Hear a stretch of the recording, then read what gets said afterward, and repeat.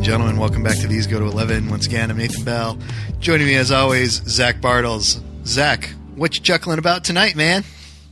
It always seems like as soon as we start recording, I hear like zzz. I think it's your phone, or I don't know. It is. That is my phone. It was actually Nathan Bartlebaugh texting me. You and I were actually just... Subtext, I have friends. I have a life outside of this. No, don't look behind the curtain. I have a life outside of this podcast, and that life is another podcast. Don't look behind the curtain. My life, too. Dude, the only thing is, at this point, I've only got one other podcast. You've got like 50. Dude, I just shut one of them down. I just closed the book on Clinch, and everyone should go check out those last 3 eps, which means that since the last episode is the ending of a story that I started in October, you're going to have to watch or listen to rather the first and the last episode to get the whole story. But you simplify. I'm going down from 5 podcasts to 4. That's right. Just pulling them in, streamlining. And I've been, so I took the week off. I'm actually going to spend some time on the lake shore, our family, and Ted Cluck and his family. And I have been binging a bunch of podcasts. I spent a bunch of today. Redeemed the time, man, as they say. Binging Stranger Things Season 3, which you just told me you have not yet started watching. I have not. And it occurred to me, dude, with all these, like every brand in the world has like a crossover like ad campaign with Stranger Things right now. I know. How the world does a podcast called These Go to 11 not have one? How is there not some? I mean, good grief. I mean, I'm just thinking like, maybe we should change the graphic to you and me with like blood trickling out of one of our nostrils, or some 11 homage indicating that the 11 that these go to, at least for the moment, is that young lady who can break you in half with her mind. Oh my goodness, dude. I think that needs to be our next setup. We need to superimpose. By the way, I loved how you superimposed Appa in front of our logo for that last step that we did. That was sweet. Maybe we could do something like that. But yeah, it's pretty simple. My voice has been doing that for like 3 days, and I think I've just been yelling and laughing and having so much fun lately. I've trashed it, and now I sound like Peter Brady entering puberty. But what are you talking all I gotta about? do is just flip the icon or the logo upside down, and maybe put a little of that kind of white stuff that floats around in the upside down in front of it. Yes. I don't know. Just a word of advice: don't start Stranger Things 3 until you're ready to see it through, because you will not be you won't be making it last. That's for sure. Well, that's how I did 1 and 2. 1, of course, it hadn't reached the level of fame that it has. I watched it pretty early on, but I got hooked, and within 2 days watched it. When 2 came out, I went over to my buddy Nathan's house, who will actually... This guy who was just texting you now, right? That's right. And he was like, hey, yeah, let's come over and we'll watch a few episodes. So he had a big Stranger Things party, so went over, had some really good food, and then we started watching the first 2 episodes, and people were like, it's getting tired, it's getting late, so we kind of closed things down. I went home and binged the rest of it till like 4 a.m. To get all the way through it. So I have no doubt that will be my Friday night. I will get home from work and I will start the first episode and not stop until I'm done. So I am looking forward to that. Listen, I'm just going to tell you one thing. It's not a spoiler because it's literally just handed to you in the first 10 seconds. Okay. The only thing that could have made 1 and 2 more 80s and more awesome is present in spades in season 3, and that is Ruskies. Yes. Oh my gosh, it's just... Yes. Dude, I know it's super popular. It's not like, we've got Avatar or, the kind of niche nerd culture kind of thing that people are like, people who love this, love it, cult following, and everybody loves Stranger Things, so it's not, that cool to like it. But I truly feel like of all the entertainment I've consumed, Stranger Things may kind of be the best manifestation of what it is, what it's trying to do. You know what I mean? Like, yeah. It knocks it out of the park. It's like, this is what I want to be, and then it just completely delivers. It doesn't overpromise. It doesn't shoot for too high. Yep. And man, here's the thing. I hope this is the last one for one reason, not plot related, but because like those kids are starting to look gross. Like the 70s fashion that leached into like my childhood, the early 80s. Yeah. It looks okay on like little kids, but now like Will is like, he looks like a grown man in like these tiny little short shorts with this weird page boy haircut. And I'm like, I feel like I'm looking at somebody's like, I don't know. I feel like I've stumbled into a corner of the internet I want nothing to do with. Yeah. And if they get any older, the whole thing is just going to be weird. Yeah. But I've heard a lot of people. I put out on my Facebook on July 5th. I said, be honest, who has finished Stranger Things 3? I hadn't started it. Yep. A bunch of people said they had. And I said, well, without giving anything away, how is it? And a couple people were like, oh, no, the innocence is lost. They've lost the spark. And I must disagree. And we can get into the specifics when we do an episode on it soon. But yes, I'm only on season 7 of, that's right, 8. Come on, guys, 8. But man, just phenomenal. Those Duffer brothers, man, those guys, they can write their own ticket, and they deserve to because man, they're good. Yeah. I'm looking forward to it. It is always anticipated. I say always. I mean, there were only 3 seasons in, but I remember the anticipation leading up to season 2 and the release of that, and now season 3. So I am very much looking forward to enjoying this season. So nice. We will definitely make sure we get ourselves in there and do a special episode on that. So listeners, we need you to spitball and brainstorm and give us the very clever episode title with the word 11 in it. That the pun, the tie-in, the wordplay for these go to 11. What are we going to call this episode? And are we going to invite your friend Nathan? Oh yeah, I mean probably, right? Yeah, probably, because he's been, he's been a regular guest on here, and he's also been the one when we've done the Stranger Things eps. He's been the one that comes on. So I'm going to definitely look to recruit him. I've tried to recruit Dutcher for several of them, and he just, he got back to me today and he was like, man, I'm sorry. I'm just it's sheer busyness right now for me. So I apologize. So forget that guy. That's right. He's dead to me. That's right. He's on the back burner. So we're going to move on. He's got to build his way back up the call sheet. That guy's last on the call sheet now. That's right. You need to earn your way back into this program that not only did you start, but you also saved a little while ago by paying the overdue bill for the website.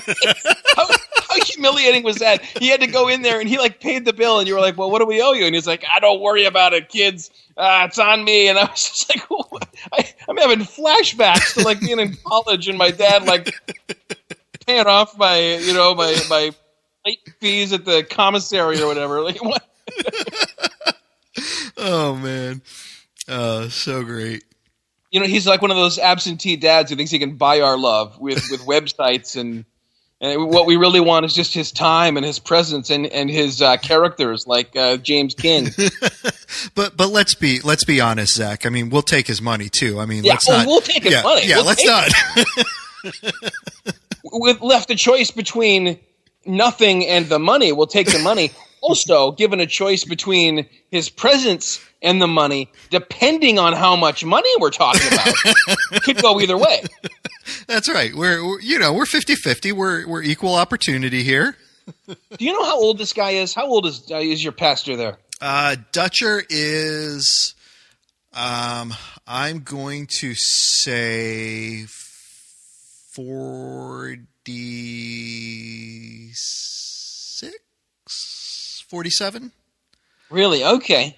It's strange to me how as you get older, how much smaller the gap needs to be before somebody feels like they're like not a generation older, but like, you know, when you're a kid, when you're like in 5th grade and a high school kid comes around. Oh yeah. And you're like, oh, they're like next level, like experience. And I want to like, I don't know, to me, like was not all that unnatural when Dutcher came in and paid the bill. I was like, oh yeah, you know, he's the benefactor. He's the guy who's got his stuff together here. But really, like, he and I are in our 40s. Right. Are you 40 yet? You're 40, aren't I'm you? not. You just turned 40? No, I haven't turned 40 yet.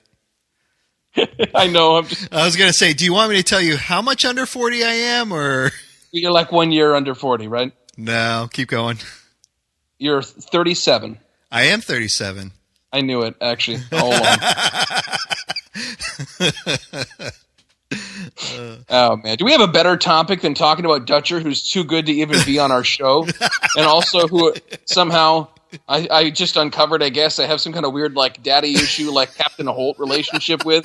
I've never been in the man's presence before, but I seek his approval.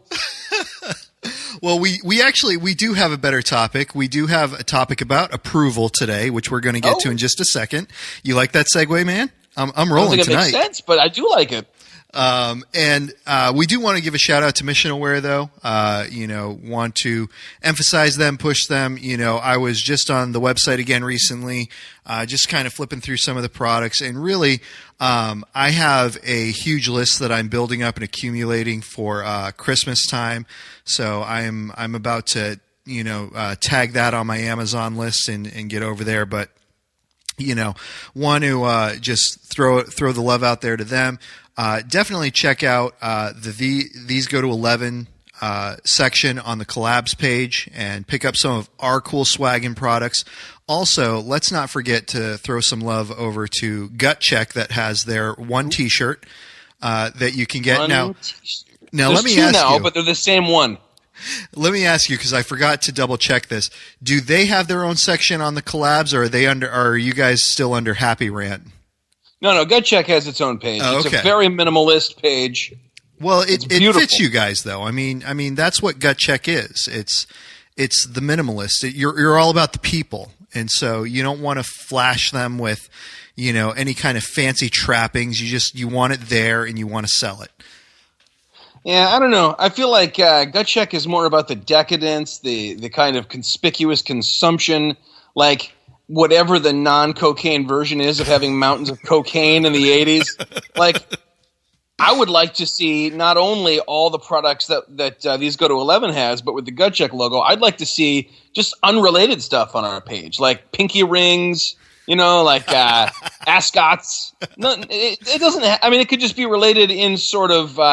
The vibe and the ethos, and honestly, here's a funny thing about my friend Jeff. Talk about my friend Jeff. I talked to him on the phone 3 times, and I've met him in public once.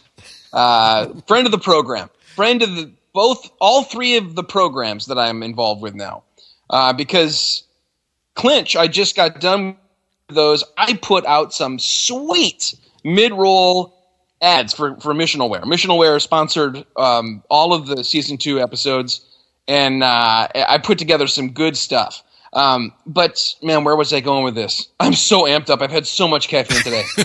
I was talking about no, that's not it. All 3 episodes. So Gut Check, blah blah blah blah blah blah. Oh yeah, so Jeff actually bought like a quantity of the smoking book from Gut Check Press. Oh, okay. It was one of the few times we've had like a standard like publisher like interaction, like not selling books one at a time to individuals, but selling them to a reseller of some kind. That's happened maybe 8 or 9 times, and it was like a year ago. And he's like, "Yeah, I'll sell them on the website. I'll put them on the Gut Check page," and he didn't do it. Like, he's so busy. But like, he did pay for the books. Like, he was like, "Here's the money, thanks for the books," and still just this one T-shirt sits there. So I don't know. I find that guy so fascinating, because he must have. Is this one of like 8 or 9 different like industry defining businesses that he runs? Oh, it's got to be, right, because the dude is he is uncatchable in communication. is it possible that there's like, Quranic wear and like it's like an Islamic thing and he's selling the t-shirt? Like, is it possible he's kind of dominating all the different world religions? What is going on behind the scenes? What's going on behind that kind of lantern jaw that our friend Jeff has there? You know, I mean, like, is he perhaps working with the Russians not to get all Stranger Things, but the ones that swayed the election? Is that why he's so busy? That, I mean, I don't know. I'll tell you what. I've never heard of anyone though making a legit order on the site and having to wait a long time for a product. I'm serious. When I've made orders on the site, and I've done it a few times, they come like lickety split. So whatever he's doing with his time, he's adequately giving time to fulfilling orders, or he has enough staff to do all that. Yeah. But I don't know. He's just he's a visionary. He's like Steve Jobs. That's right. I'll tell you what, try and get FaceTime with Steve Jobs these days. Impossible.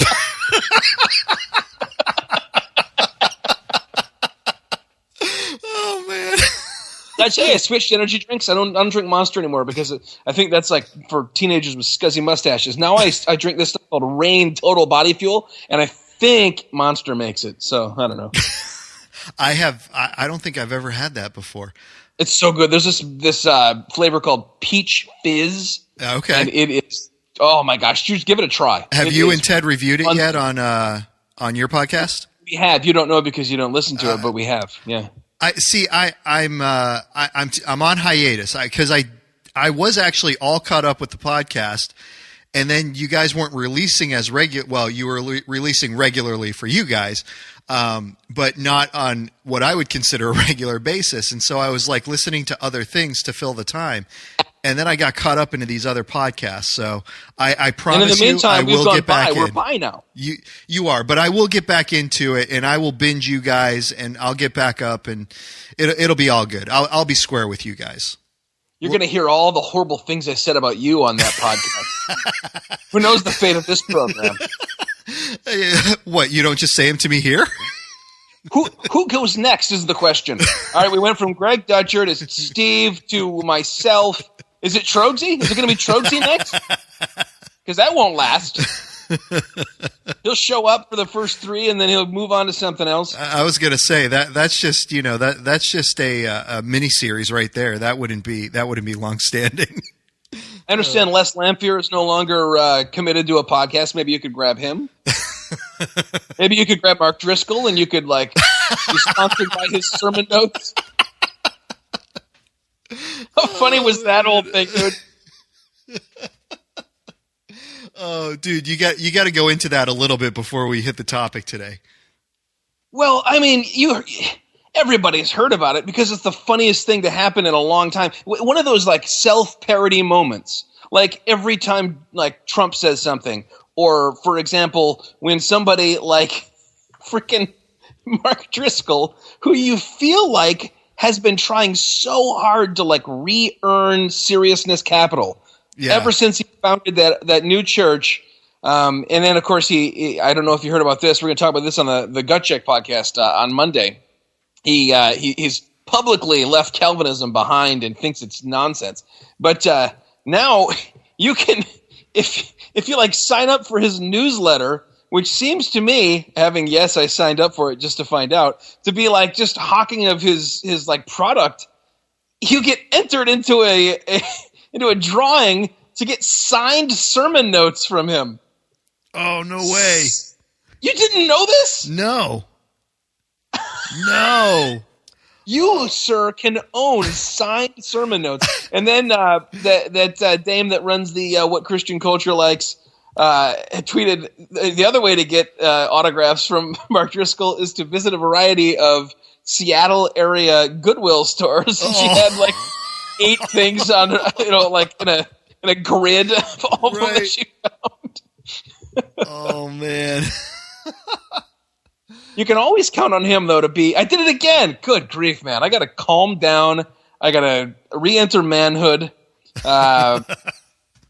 Is it sad that I'm 41 and I'm still just mainlining energy drinks? Dude, is my body trying to tell me that? Yeah. I don't know. I don't know, man. Well, anyway, I feel like you wanted me to say something briefly before we got to our topic, and instead, I just took us off on a very strange trajectory, and we wound up sitting in a Goodwill store with Mark Driscoll. Oh, but Zach, it's with you, so I'm okay with that. Well, is it okay that your friend Nate Bartlebaugh's not here? I want to feel like I'm enough for you when we're doing this program. It's the thing. I'm all focused on you, man. I'm focused on you 100%. You know what would sell it a little more? What's that? If I could hear Boyz II Men's Down on Bended Knee in the background. I don't even know what I meant by that. This is getting strange. Oh man! All right, we better run into our topic here. For the rest of the program, Nathan is going to start watching Stranger Things Season 3, and we're just going to sit with him. That's right. His occasional oohs and ahs. Oh man! Oh, dude. So to set up our topic, you actually have. Do you want me to go ahead and tell our topic, or do you want to set it up through your stories? Here's the thing. Like every once in a while, I'll bring something up, and my wife will say, that'd be a great podcast topic. And I say, yes, it would. And this was one of those cases. I was like, do you remember, to my wife, years and years ago this happened. We were newly married maybe, and we were real involved in our church. This is churches ago. And have you ever been on a search committee, like a pulpit committee? No, I have not. Oh, I've been on one twice, and then of course I dealt with a lot of them when I was, candidating. Yep. But we were looking for a pastor, and we'd been looking for a while for this church, and we had somebody who was like, "Listen, we live in a different state. I'll keep it vague just in case, and one of our parents lives up in Michigan, and they're getting older, and we're thinking maybe we ought to relocate." Okay, so this is kind of how it was framed. We have a reason, we have a motive for wanting to be there, and maybe it will work out that your church is a good place for us to do ministry, which would make perfect sense to me, because God, being sovereign, doesn't have to be like, well, what am I doing here? Am I relocating you to do ministry, or is this for you to move? No, I mean, God works in multifaceted ways. Right. So we're all open to it. We actually do an interview with the guy over the phone. And then we have him come up and preach. He preaches twice, and we do in our tradition, we do this thing called neutral pulpit. So a different church, not his church, not the church that's thinking about calling him, will just say, okay, Sunday morning, we'll have this guy come in and preach, and during our normal service, and then you can sit, your committee can sit in the back and watch him. Yep. It's a really weird vibe, no matter how you cut it, but that's how we do it. So we watch him and we say, it would be great, since they have two services, if you preach two sermons. And he was like, all right, I'll do it. Dude preaches the word for word, the exact same sermon twice. Oh my word. Complete with getting just a little choked up at the exact same point in the exact same way twice. Yeah. So I thought that was weird, and it started to turn me off to him, but everyone else on the committee was still all whole hog. Backstory: this church was it was full of some weird people, and we were I don't know. I felt like I was weirder when I was there. Like it was, I don't know. It was just a strange vibe to the place. I loved it because it was weird. I loved it because there was no sheen to it. There was no what you saw was what you got there. Sure. And I met some awesome people, weird people, interesting people. A guy who went to Harvard who he bought so many clothes in the 60s and 70s that when his clothes run out, he goes shopping in his basement and opens up boxes of clothes from the 70s that are still brand new. I mean, stuff like that. Wow. Anyway, that is essential backstory, because the committee, not me, not my wife, but other members of the committee decided the neutral pulpit's in the same town as one of our committee members' parents. Why don't we, instead of bringing them to a restaurant where it's all impersonal and public and it's hard to talk to them, why don't we have that pulpit committee member's parents prepare a meal? Okay. Everyone else thought it was a great idea.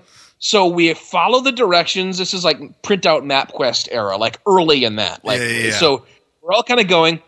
We're driving down the street toward the house, and we see on the street, but not to be picked up by garbage people, part of the welcome to our home decoration, there is literally a toilet just sitting there. I think it seemed, based on how it was kind of abutted to some planters and things, that at some point maybe they planted flowers in this toilet. Okay. We pull in, and my wife and I are like, this guy that we want, possibly to be our pastor just saw this, and we were horrified and just like, oh my gosh. So we go in. It's, I don't know, July. It's probably about this time of year. We go in, and this guy's mom has made full-on Thanksgiving dinner, but like the chintziest, worst possible version of it. So it's like boxed potatoes, like canned corn, but like not drained well. Right. And it was just bad. And it's so awkward for some reason. I hadn't thought about the fact that I learned slowly to interact with these people, but they were incapable of like regular conversation. Mm-hmm. So we get on this like the kids' tables where we're sat with this pastor and his wife. And they must have been thinking like, you're a seminarian, you're going to be a pastor and a pastor's wife, you'll have a lot to talk. And immediately I see them doing like the side eye to each other, like, we're not. This is a formality at this point. We're not going to end up here. Like this is just. So I almost just said, long story short, ship has sailed on that one. So we try to do the interview. It's the whole day is awkward, just as awkward as possible. The guy's parents keep interjecting into this in a way that they have no business doing because they don't have any interest, in the church. Right. No vested interest anyway. So at the end of the day, they leave. We get a call from them a couple days later, and we're told we've been praying about it, and we've decided that God would have us stay at our church in this state, which is at least 4 states away from us. Mm-hmm. At which point, you have nothing you can say except, okay, I guess, if that's what God wants. He didn't. We're not all feeling like, ooh, he's the one. We were just feeling like, ooh, somebody, because it had been a pretty dry spell there trying to find a candidate. Anyway, the coda to the story is about 3 months later, I read in our newsletter that a nearby city in Michigan, in fact, much nearer to where the parents live, had called him as the pastor. And I said at a pulpit committee meeting, because we were still looking at that point, I said, bull crap. Yeah. He should have just, if he wanted to appeal to God speaking directly to his heart, right, he should have said, I don't think we're a good fit, or something like that. Right. But by saying God has told us we're supposed to stay in our present setting and continue doing ministry here, he had set himself up to what are the options then? Either he's now disobeying God, right, or he really misheard God, in which case a pastor who quickly says, God said this to me specifically, and then 3 months later goes back on it, isn't the kind of pastor you want. Or he was lying. Right. And it's the kind of sanctified lying that I'm sure we've all done. Sure. That says, I can easily, non-awkwardly back out of anything, avoid anything, slip past any, by simply evoking God's specific will for the situation as revealed to me. Yeah. When he really, we wouldn't have wanted him to be just savagely honest, like, you were weird, the whole thing was weird, my wife and I laughed about it the whole way home, there was a toilet, why wouldn't you bring us to a restaurant? We wouldn't have wanted that. Yeah. I wouldn't wanted to see the feelings hurt of these people that I loved, even though, they were a little odd. So what? They were cool. They were like what hipsters are trying to be, just odd, off by a little, but in a fun way. Anyway, what I would have said if I were him was, we're going to keep looking, because it doesn't seem, after doing this, it didn't seem like he could have even, like Amber Danielson, one of the people in our discussion room, asked me for my Ask Me Anything about people saying they didn't have peace about something. Yeah. It would have even been better to use that term, right? We don't have peace about it. It doesn't feel like exactly God is at work. But instead he went full, God is telling us specifically, open quote, stay in your current ministry setting, close quote. Yeah. At which point, I mean, is that blasphemy? What is that? Where you speak for God when you know God didn't say this thing, you're just trying to like use the sovereign will of God as your whatever, your graceful exit. Yeah. So do you have any stories like that? I feel like everybody has. I have several others, but that's the best one. Like, I feel like everyone has been through that before. And what are your thoughts on it? Yeah, I mean, honestly, I've been through it before on the receiving end. When I was younger, I went through it on the giving end. So I'm not even, I can't even say that I'm totally innocent of that. Now I kind of just go with. I think part of it is a different mindset on my view and understanding of God's will. I've come to really think about that as a different thing, and I think part of that it's interesting that you brought this up because I was having this discussion with a family member of mine recently, and the concern was just. I want to, it was almost that frantic, I don't want to miss God's will for my life, and every little last detail is God's will. And I don't want to miss that. And I, to an extent, I understand what she's saying because I was in that setting and, I get that. I remember being in, churches and backgrounds growing up where, that was the thing, God's got a plan for your life and you can't miss that plan.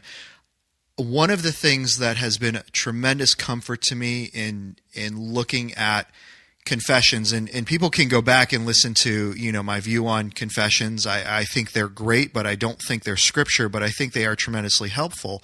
In the Westminster Catechism is, what is the chief end of man? And so... Ooh, I know this one. Mr. Bartles. To glorify God and enjoy Him forever. Yeah, and I looked at my family member and I just said, that is what we are supposed to do. That is our goal. That is our purpose. That is how we please God. And so in that, I think that I can be fully content and not worry about missing out on God's plan for my life in any number of things. I hear people all the time, even Christians, talking about the one they were supposed to marry. I believe Joy was the one I was supposed to marry, but in a specific context. I don't believe she was the one I was supposed to marry because if I had met and married and fell in love with someone else, it would have been all screwy and wrong with God's plan. I believe that, we worked at our relationship. God brought us together. We worked at the relationship. And yes, I think that this is part of God's plan. And so I think it's kind of a weird balancing act of understanding that there is nothing that we are going to do that's going to thwart God's plan in our life.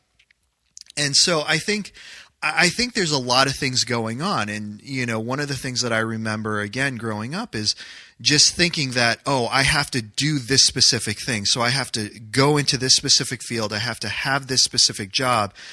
And I've really come to appreciate the fact that if I'm honoring God in what I do and I'm enjoying His presence in my life, then as long as I'm not sinning against His word, then I could do a myriad of things, And for you as a pastor, Zach, I would think to a certain extent that you feel the same way, that at this moment in time you are called to the church that you're at, but if God were to call you somewhere else, do you think the feeling would be that of, am I missing God's will if I go here as opposed to here? Or let me kind of throw it back to you. What are your feelings with that and your struggles and tensions with that over the years? Yeah, I feel like this is a pretty common thing for people to grow out of, which is why I think that it's, in my anecdote, having the guy who's the potential pastor of the church doing it is telling. Yeah. If it's a college student worried about, I mean, when you're 18, 19, 20, 21, whatever, or even to some degree, 16, 17, 18, thinking about what school to go to and stuff, you're so far back, and there are such an infinite number of possible roads in every direction, in every facet of life. Who you're going to marry, what kind of life you're going to have, where you're going to live, what kind of work you're going to do, and things you're going to say and do and decide in the next couple of years are going to limit every little decision. Almost an infinite number, probably an infinite potential number of things fall away, right? At least for them to be easily accessible. You'd have to kind of start over to get to a lot of them. And so I get why in that stage of life, someone at a college is worried, they'll break up because, I mean, I love you, but I don't feel like you are the only one that God would have me marry, and I need to find that one. I think wasn't it John Piper who there was like a meme going around with a quote from him where it was like, how do I know if who is really the one that I should marry? And it was like, check the name on your marriage license. Yeah. Which, I mean, that could, people took people took umbrage with that because it was too simplistic. And what if you're being abused or saying, it's like, no. He's not talking about the exceptions. Right. Either exceptions. But, yeah, so I mean, I get we've all dealt with that. Yeah. What you wind up, I mean, I feel like in college, some of the best like life theology, like rubber meets the road things that I ever experienced were not in small group settings or with a campus minister or even in like theology classes. They were in the Greek class, the exegesis class, the Old Testament background class, when we'd get off the topic for a minute into this thing that happened in King Saul's life, or this little phrase in one of Paul's epistles, and the syntax there shoots us off into another. And I remember one of these discussions of God's will is a circle, not a point. And Andy Smith, who was and is an amazing New Testament professor and also a fellow pastor of mine now in our denomination, just laid this out for us. We think of God's will as a point. You got to find it. You got to stay in it. If it's like there's a spotlight on the stage, and if you step out of it, you're outside. You're in the dark. Yeah. And but it's harder to find than a spotlight somehow, right? I mean, God made it difficult. He was just being a jerk, and he was like, you have to, go through all the clues and do the scavenger hunt. Right. And he was like, no, it's a circle. God has, we talk about God's will meaning his sovereign will, in which case, talking about in that terms, anything that happens is within his sovereign will, his permissive will. Yes. And then his moral will, B. And his moral will is that you would love your neighbor and that you wouldn't commit adultery and that you wouldn't lust and that and if you're not going outside of that, you are not violating God's will. Kevin DeYoung wrote a great book on that, Just Do Something, and he susses it quickly, it's succinctly, really, really good stuff. And I've always been, when people ask me, like, what would God have me do? I generally quote to them James 1:5. If any of you lacks wisdom, let him ask God, who gives generously to all without reproach, and he will give it to them. Yep. Paraphrasing a little bit. And so if you need the wisdom to make the decision, ask God. Yeah. If you think it'd be good for you to go back and live near mom and dad because they're getting older, you don't need some weird psych out, like spiritual other reason. Like, it just happens that God is calling me to this. No, go there because remember how Jesus freaked out on the Pharisees for that whole Korban thing and shirking their responsibility to their parents? Yeah. Stay within the circle, and wherever you go, God will he'll have something for you to do. You can serve him. Yeah. I mean, I feel like you and I both had the same realization at about the same season in life because that's a natural thing. Yeah. What worries me is there are a lot of preachers, not just like, I mean, this was a very dinky church that was kind of in the mix. There are preachers with mega platforms and podcasts. And did you ever, like, you're on iTunes checking our reviews, of which we got a new one finally? Yes. you're like, wait a minute, why is it recommending all the top people in our category who are all heretics? But like a lot of them, they push this. Like, you've got to solve the puzzle, and man, that's so unhealthy. But more than that, it just wastes precious time and energy trying to solve a puzzle that literally doesn't exist. Yeah. And I think too, going back to your point of the preachers out there, because to a certain extent that was the environment that I grew up in. I feel like I didn't have people in my life guiding me in that way, saying, you know what, you can make a decision based on what you want to do and where you want to go.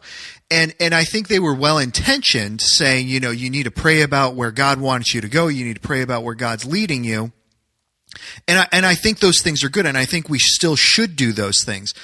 But I also appreciate the fact that at the end of the day, that part of God's leading is going to be through my desires, through the things that are appealing to me. And again, as long as those things aren't violating his moral law, then it's going to be okay. It's okay. Right. If the desires are rooted in the flesh, then they're not something you want to follow. If they're rooted in the Spirit, we're talking about, once you're indwelled with the Holy Spirit and you're being sanctified, you can't even separate what your desires, your spiritual desires are, from God's specific leading, because it's the very same Spirit by which the pages of Scripture were revealed and inspired that is now leading you. So there is certainly room to say God is leading me to this. Right. I wouldn't have even blinked if the guy had said God's not leading us there. I'd say, okay, well, you're not feeling any unction here. You're not feeling any. Right. And maybe it's someone who really puts a lot of stake in that. And there's a case to be made for and against it. Yeah. But yeah, like you say, your desire. So for a lot of people, there's this weird monastic, like, your desire means don't do it. Yes. Wait a minute. Yeah. I need to do what I don't want to do because I need to get out of my comfort zone. Right. And I'm very comfortable ministering in a rural area because I grew up in a farm town. So I guess what would really show God I'm serious is if I go to New York City and try and poach people from Tim Keller's church by being more cosmopolitan than him. And it's like, why? Why would God want you to what? You've got your background, you've got all of your desires, you've got where you're just do your thing where God put you. Bloom where he planted you, to cliche it up, right? Yeah, absolutely. You brought up Piper earlier, and there's another quote that I've come to appreciate by him, and I'm going to be paraphrasing this one, which is basically, looking back on your life, it's okay to mourn for the possibilities, but once you're done mourning, you give up and you rejoice for the future and the potential that God has for you.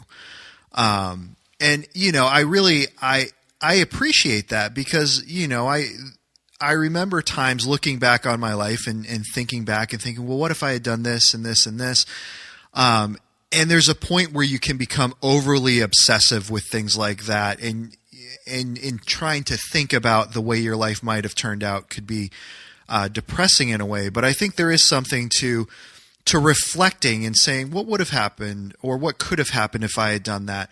But moving on to the future and pressing on to what you have now and to what God has for you to go into should be the more exciting part of your life journey. And so, yeah, I'm with you. I am, but tell me, and this is isn't this incredibly hard to argue with people when they're like, oh, I think God is, I think God's leading me to do this, or everything that comes out of the person's mouth is, this is where God's calling me, or this is what God's telling me to do. And that is an incredibly hard thing to argue with, I think, for two reasons. One is, if the person is not doing something inherently evil or sinful, well, okay, I don't know what you're feeling and where you're drawn to. So, that very well could be. And then the other is along a similar note where, for me personally, if I'm having a conversation with that, if God's not leading them there, then he must not be leading me to partner with them. And so that is such a hard thing to come in and combat. And I think part of that is, I'm about to, give an answer, is that the person believes it, or I would at least hope they believe that so emphatically, that it's almost like there's no discussion to have in that case of, well, can we at least talk about it so that we can find out, maybe some why weren't you interested, or why don't you think God's leading you here? Do you find that a difficult thing to come in and try to, suss out more specifics with? First of all, man, I implore you, don't say life journey. Don't be that guy. Nathan, don't be that Nathan. No, but I mean, I think the thing's designed to be a conversation killer. It's a sanctified trump card that says, I don't have to explain what's going on in my mind. I don't have to engage. I don't have to. If you're going to challenge me on, maybe you do need to do that. I said, no, God doesn't want me to. And so I think it is difficult to enter into any kind of discussion, and it's meant to be. And I think people know that. And some people do it all the time. Other people keep that one way up their sleeve so that, and when that comes out often for pastors, and this sucks, when people leave the church. And you say, just, what, let's sit down. I understand you're leaving. You have every right to leave the church. I've had so few people leave the church that it makes each one sting more, I think. And much of the time, it's just, we think God would have us go. So, and then I'll say, but hold on, what's the difference between where you're going now and our church? And I've had people say stuff like, well, they have a lot more of the old-timey hymns. And I'm thinking, so wait a minute, God cares? Right. Whether you sing, and by old-timey they mean newer than most of what we sing. They mean like Southern Baptist, like Gaither-y stuff. Sure. And it's like, you really expect me to believe that God's favorite hymns are the Gaither stuff, so much so that he specifically told you to leave one church and go to another. Right. Yeah. No, you're lying. Right. That's what's happening. Right. And you're probably not just lying to me. You're probably lying to yourself too. Yeah. It's, and maybe it is the whole like equating having peace with something with God's will, which would be the other extreme from I have to, get out of my comfort zone. I only can be in my comfort zone. I only can be at a church that's exactly like what I love, and I don't know. But yeah, I think you're right. It's difficult. Let me throw something else back at you though. What do you do with? I mean, in the Old Testament, one of my favorite stories lately has been the early days of David and the call of David, right? Yeah. And when you read about Samuel, who's called a seer, in those days they would say, "Let us go and consult a seer." Yep. He's the whole package. This guy, he's just, you swipe right for Samuel. He's a prophet. He's a seer. He's definitely hardcore, and he kills people and cuts them into little pieces. But in that story, he's going to find the guy, and God's like giving him like turn by turn, tom directions. Yeah, and you get this like he's hearing in real time from Yahweh. Yep. He's telling him, nope, not that guy. Nope, not that. Nope, there must be another guy. And a lot of people, I think, expect that they're going to get that, and when they don't, they feel like they have to fake it or pretend they have, or interpret different pangs inside of them as those words, and assume, well, maybe that's what Samuel was doing as well. But even if we say, okay, well, that was because the prophets were there for a people that didn't all have the Holy Spirit. Now that we're indwelled with the Holy Spirit, we don't. But I mean, I'm preaching through Acts. We just had the thing of like, come on over to Macedonia and help us. And that comes right at the end of this journey through what was a very small possible path through Turkey, because they were not able to go into Bithynia in one direction. They were not able to go into Asia in the other direction. Why? Because God kept them. He did not permit them. Yeah. And then they get Troas, and they're looking out at the sea, and they're like, where now? And then there's this dream. So these guys have the Holy Spirit, and yet God is also telling them specifically where to go and when. So what do you say to a Christian who says, I believe, that Jesus hasn't changed. So I'm expecting God to tell me exactly what to do, and I only do anything when God tells me to do it. Yeah, and it is that's hard because at that point we're coming from a different frame of reference. And again, this person, this family member that I was talking to, she was coming from a different frame of reference, and so it was difficult to communicate, some truths to her in that. And I'm hoping that, as she gets older, that will, there'll be more of that revelation to her. But one of the things that I do remind people is that God uses others to help communicate His will and His word. And so, one of the things that I will always implore people when they're looking to get advice, when I'm looking to get advice about something serious, is talk to people, talk to advisors, talk to counselors, find out what they have to say. I have changed jobs, people would say an inordinate amount of times in my adult career life. And each time I did, it was under the guidance and help of trusted advisors. It wasn't just me on a whim going out and saying, I want to do this because I know my personality, and I know I have the personality that's like, ooh, this looks fun. Let's try this, and getting into it. And so each time that I changed jobs, even though it was a significant number, it was always under guidance. It was always, this might be a good thing. So I would remind people of that. Why don't you try talking to some people, and God speaks through others, and so maybe somebody has a different perspective that you didn't think about yet. And I would remind those people, to look at the Old Testament where God brings Elijah into the cave, and he speaks to him in the still small voice, and that was on a mountain. I'll send people up to a mountain. I mean, that's fine. Go to a mountain and wait for God to talk to you.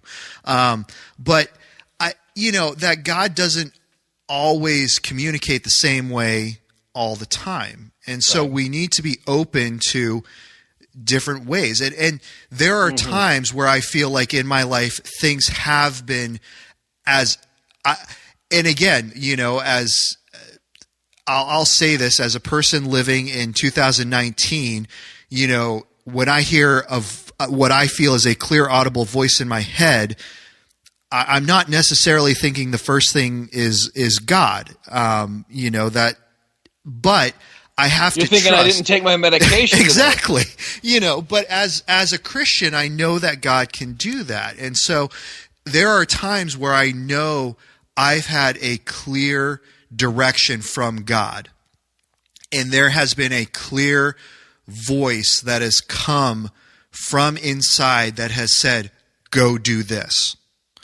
And so as someone who lives in 2019, who, with all of the trappings that entails, trying to decipher and cut through that for me can almost be more difficult and a harder pill to swallow, no pun intended, God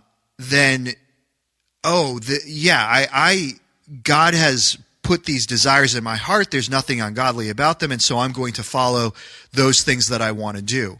So I think that it behooves us to say that God can communicate even to one person in a multiple of different ways. And so being open to the way God is communicating, yes, it could be clear step by step. I spend a lot of time, as I'm sure you do, Zach, talking with missionaries overseas, and the stories and experiences that they have are just incredible. And when you hear the way God communicates and the way God speaks, just read any number of stories from the Muslim population that is so almost totally closed off to Christ, and how those people come to Christ. So many times it's out of visions. Christ came to me, and the gospel was laid out before me. And, being willing to accept the fact that God is the same yesterday, today, and forever. He's not boxed in by 2019. He wasn't boxed in 1000 BC, and he's not going to be boxed in 100,000 years from now. But being willing that God might be communicating in another way, I would say that to anyone, not just that person who's like, well, I'm waiting for that step-by-step instruction. I would say it to them, but I would say it to anyone who's like, well, I'm just going to wait till something falls in my lap, or I'm going to wait until, the whatever strikes my fancy, and I'm going to, well, could God be communicating to you in another way at this time? Yeah, but God was boxed in from when Moses had those guys build the Ark of the Covenant up and I would also say I think there's a reason why God spoke in so many different ways. Like, Hebrews 1 in previous times God spoke in various times and in various ways to the prophets. I mean, if you're Ezekiel and you're Jonah, like your average day, your job description it barely looks like even the similar things, Yeah. I mean, you even have different major categories of Hebrew words, Ne'um, which is an oracle. You have all these different kind of like, and God sometimes, and even like, that reference with Elijah on Mount Carmel and or on Mount, where does he go? He goes to the Mount of God. And there it's like, here's a bunch of different possible ways I could talk to you. And God kind of cycles through all of them in order to say, I'm going to speak to you in this moment in the most comforting way, not in a way that, like, I needed to blow the minds of those Israelites to show them that they should stop wavering between two opinions and follow the actual powerful God. Yeah. But I don't need to blow your mind. The need you have at this moment is to be reassured and strengthened and fed. Mm-hmm. And so there's that emphasis too, as he's moving away from Jezebel. The journey is too much for you. Eat. God providing sustenance. And I mean, compare that to Gideon's call, compare it to the way that Isaiah is called and the way he delivers his, it's all different. And so, I think you're right. And I think I would echo the same thing you said, which what I heard anyway was essentially, I'm not expecting at every turn that God is going to come and give me some directive, do this right now. But if I have a dream where, a little Haitian kid comes up and says, we need you to come to Haiti and bring 200 Bibles. God wants you to do that. And I wake up and I don't have a sense of like, well, that was a weird dream, but like this sense of I need to do it. Yeah. I'm exploring that, man. Yeah. And if there, if it looks like there's something to it, I'm getting some people together and I'm bringing some stinking Bibles to Haiti. You know what I mean? I'm not going to discount that. I'm not that kind of cessationist. Right. So it's not from like a hard cessationism that I tell people it's okay to just do what you want to do and glorify God with your life. It's almost like the opposite extreme. It's an understanding that He's speaking. He's speaking primarily through his word to us. Right. Go there first. He's leading us through the Spirit, convicting and leading. And he's given you a bunch of other people. You got a cloud of witnesses, people, you've got people who've died before. You can read about what they've done. Yep. And then you've got people who are alive and breathing around you right now. Don't discount them. Yeah. And this is, Nathan, it's so boring. Once again, you and I have like exactly the same nuance to our view on this. Well, that's not even anything to argue about. I know. We've got to find something else. You get along this well with Nate Bartlebaugh or what? Well, he and I just talk about movies. So, and actually, one of our better podcasts that we did, we did disagree on a movie choice. What's it? It was. Do you remember the movie Warcraft that came out? Nope. Oh, it was based on the video game, obviously, but he thought it was absolutely terrible, and I actually enjoyed it. So,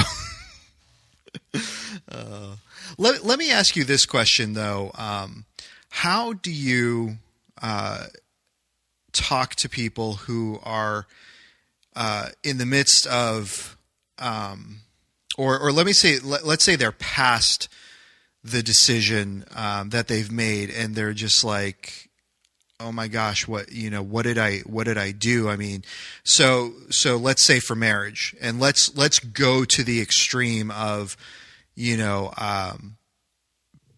I married this person, they're abusive, or they're unfaithful. Was this not God's will for my life, or was this God's will for my life? How do you as a pastor walk someone through that with that kind of mindset and mentality of, man, God's will in full view, did I blow God's will? How would you walk someone through that? Well, I think you want to point them to examples in Scripture. For example, we use a road or a life journey. Same word in Hebrew and Greek, hadas, way, road, journey. And in Hebrew, the word is way, road, journey, custom, conduct. And so, you get on a road and you're going, and you go, am I on the wrong road? Well, the Apostle Paul got on the road to Damascus. Mm-hmm. Totally wrong road if you're like looking from a human perspective, because when he gets there, he wants to throw people in prison and drag them away. Right. Because he's literally the worst. He owns up to it later. He's like, yeah, I'm the best at being the worst. And yet, look what God accomplished with that. Thank God he got on that road. And he would never have wished he could go back and say, don't go to Damascus. It's the wrong thing to do. Yeah, it's the wrong thing to do. But what he meant for evil, God meant for good. Yeah. I would point toward that. I would point toward a number of – there's so many amazing examples of that in Scripture. There's the famous one with Joseph and his brothers. There's all this stuff. And I would say, okay, so God's using the road you're on, and you don't have to say to yourself, oh, I wish I would have gotten on a different road. That's above your pay grade. God is working in this road that you're on right now, and in his sovereign plan – which is literally fourth dimensional. It's a 4-dimension tapestry. Mm-hmm. This God is working on this road. At the same time, I would also. I'd lead them through. And I know you weren't. You were just using an example, but when this kind of thing comes up, I feel like I got to address it. I would. Yeah. If someone's spouse is unfaithful, I would tell them to read Hosea and say, if you can forgive them and you think that there's a way to salvage this, what a great example of Christ's God's grace and Christ's love that would be. Mm-hmm. If the spouse is abusive physically or in any way, I would say get the heck out of there. Mm-hmm. And if you need someone to get there quick and put a boot in this guy's chest so you can go somewhere else, you've got my number. Mm-hmm. These guys were laughing. I've got. Whoa, we're done, huh? That was the last time we recorded, man. We went to 102 minutes last time. What? So I have the little these go to 11 plug in there, and I forgot to turn the sound down, which I do sometimes. So the last time we recorded, that was the last marker it was left at.